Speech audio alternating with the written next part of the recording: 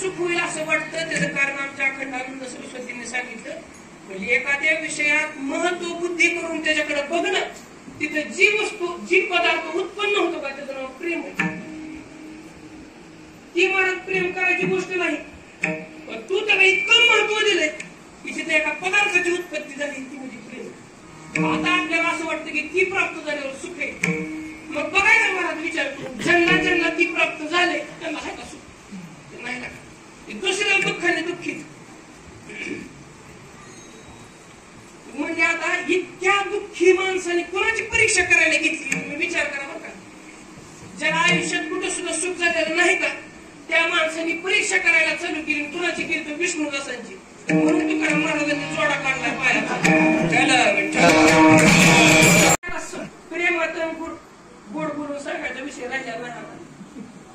कारण असं तुम्ही विचार करा, आपल्याला वाटतं महाराज नीट का बोलत असतात, काय फरक पडतो 2 शब्द प्रेमाने बोलायला.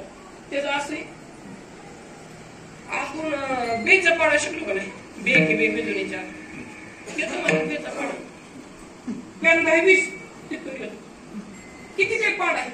2च्या पुढे 2 लावायचे, त्याला बे की बे दोन्ही असं जोडायचं. 10 अंक झाले की बेचा पाडा पूर्ण होतो. 2 संख्येने 20 उत्तर जातो. हे दुसरं काय आहे का? काय सुद्धा नाही.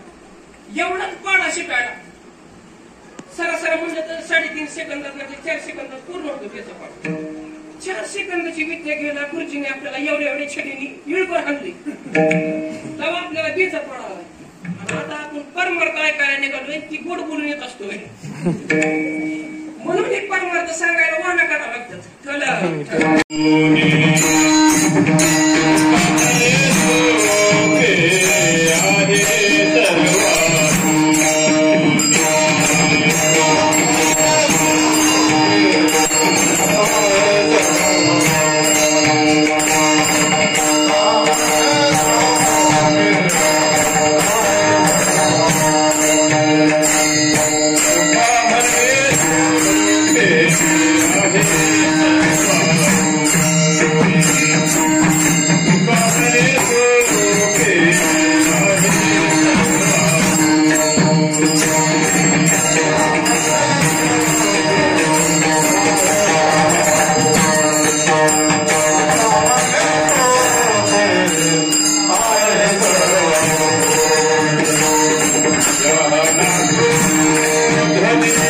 Thank you.